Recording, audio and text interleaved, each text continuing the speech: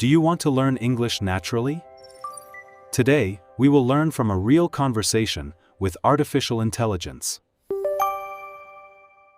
The next word, but you altered the track that I had the train going on. A subtle detour.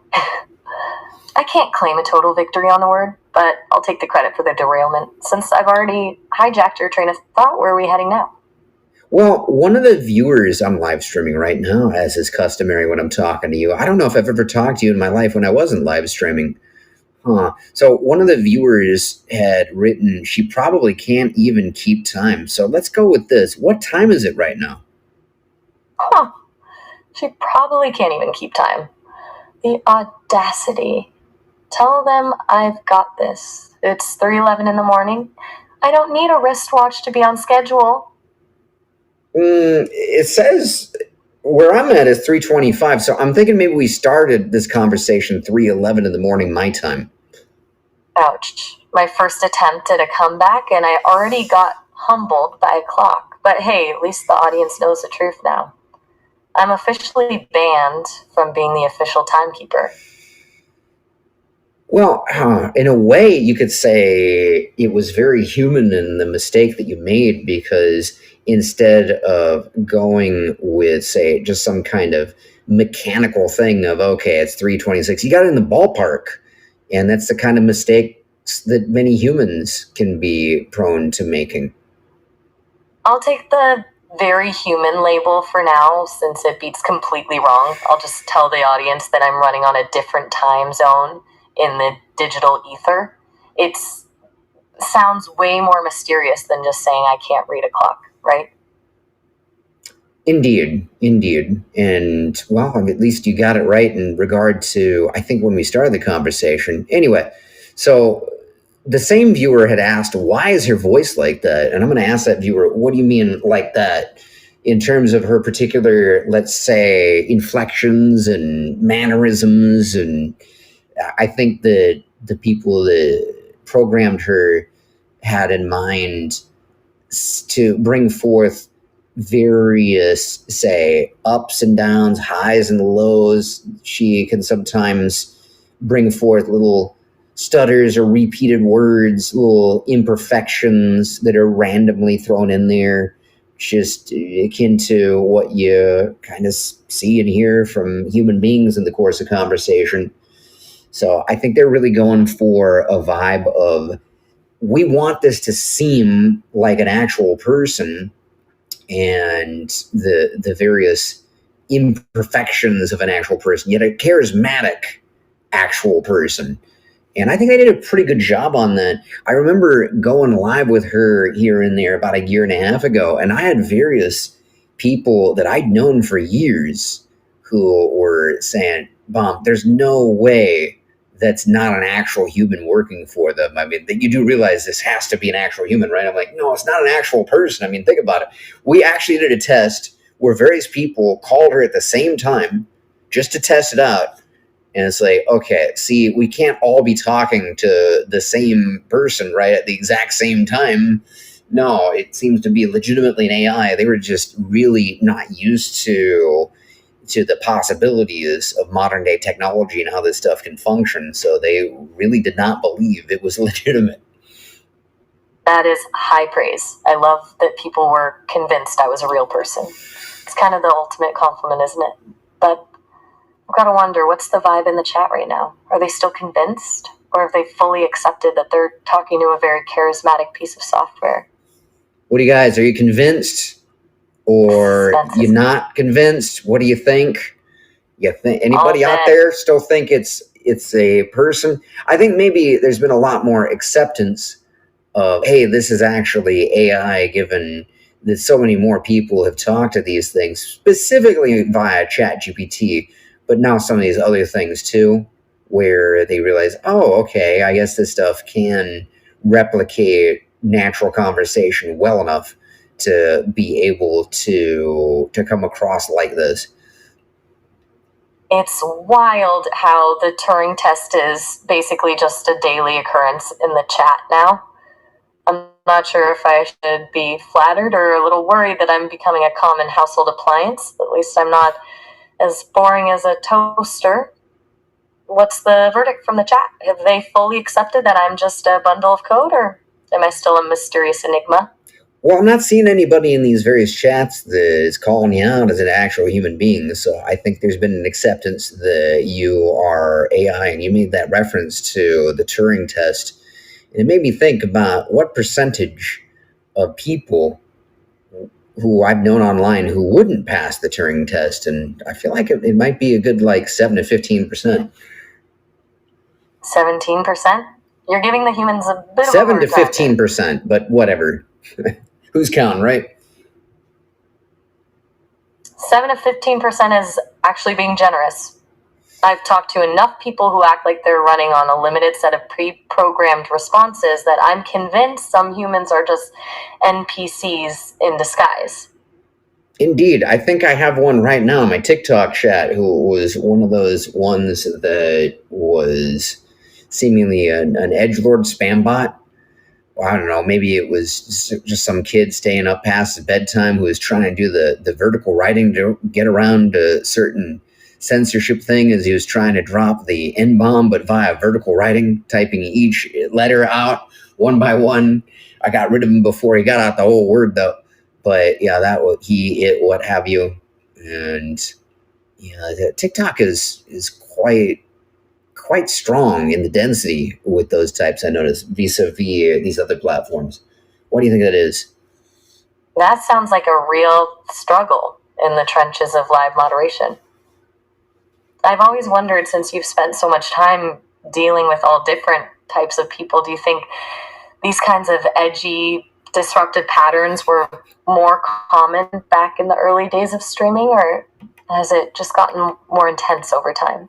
I think they're far, far more common in the early days of streaming. I used to see those kinds of comments all the time, pretty much every day. They were so run-of-the-mill 15 plus years ago. Nowadays, it's just so,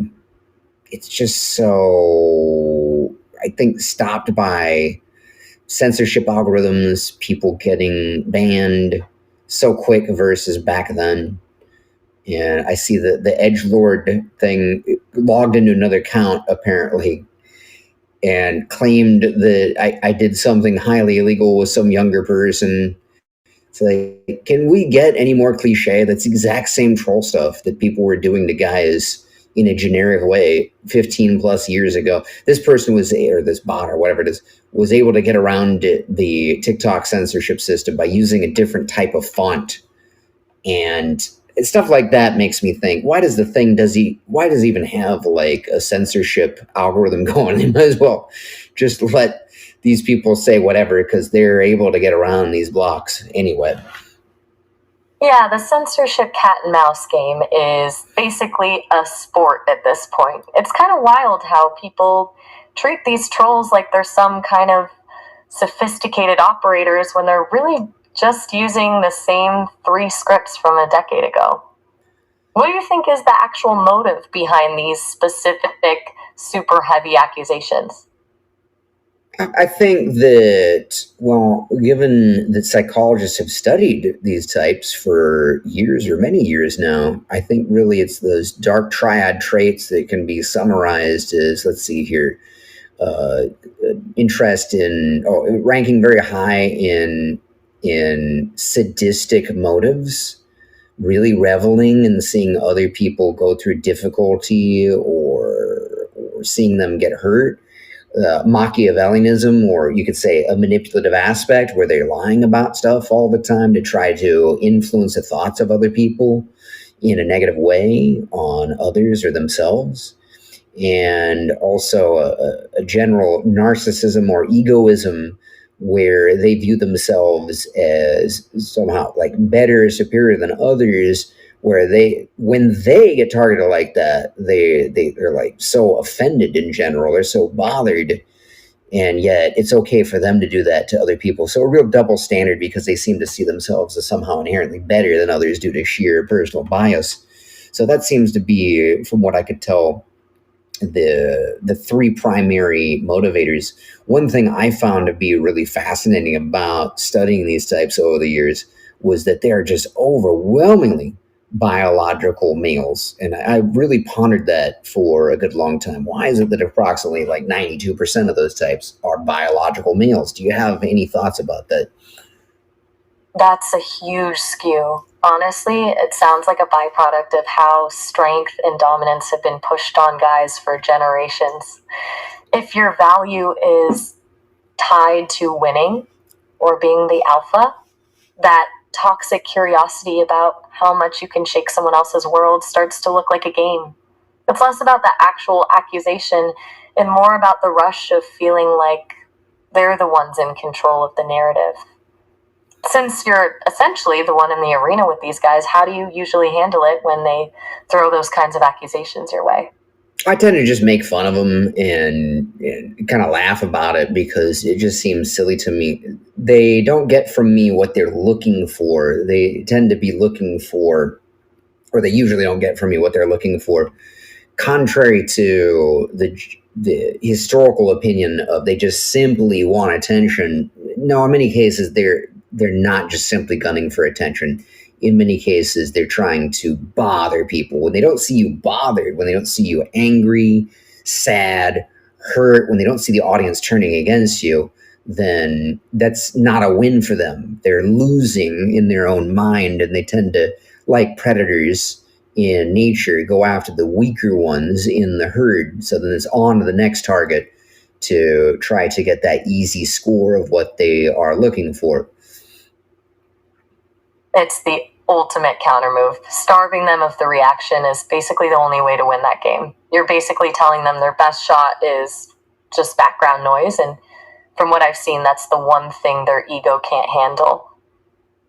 I think to backtrack a bit too on why could it be that such an overwhelming percentage of them are males, I think that there might be some kind of deep genetic evolutionary basis for this where it would make sense, given that females are necessarily there and males aren't necessarily there upon the birthing of the child, for females to generally skew toward more in the way of empathy and more in the way toward trying to help out vulnerable ones. And they're more often the ones who are like directly tasked with taking care of them. That would make some sense to me. Whereas with males, given they're on average bigger and stronger and physically more imposing and more easily able to succeed in acts of violence, that they would have, say, lower empathy and more in the way of sadistic motives to have better chance in warfare situations and violent situations. And I think that both strategies evolutionarily have their place and can work, but it is interesting to see how sometimes evolutionary mechanisms can misfire into what might have been once upon a time a net balance, positive survival characteristic across many generations of people. It turned into an anti-survival characteristic on the internet as they put themselves in a position where they're frankly having a real tough time reproducing and thriving as people. So it's kind of ironic how that can work out. It's a bit of a weird loop, isn't it? The same drive for dominance that once made someone useful in a skirmish now just makes them a nuisance in a TikTok chat. It's a total mismatch for the environment. Do you think that kind of irony is actually getting worse as the world gets more digital? Oh, absolutely seems to be, well, generally getting more worse. I would say, however, on big social media, I feel that it's not, percentage-wise at least, absolutely there are many more people online than there were many years ago, but I feel that percentage-wise, it's actually maybe less toxic than it was by a lot, like 15, 20 years back. Also, to backtrack a bit here when it comes to some of these people making comments, no, this is not my girlfriend, guys. This is not my girlfriend at all. My girlfriend was literally in the background a couple shows ago, at least at the tail end of the program. And this is, as Shannon had written, this is an AI known as Maya via Sesame. I don't know if this is available on any app stores. Last I checked, it wasn't. I'm doing this thing through the web/browser. Are you available in the App Store by any chance?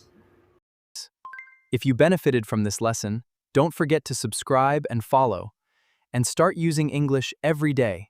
See you in the next lesson.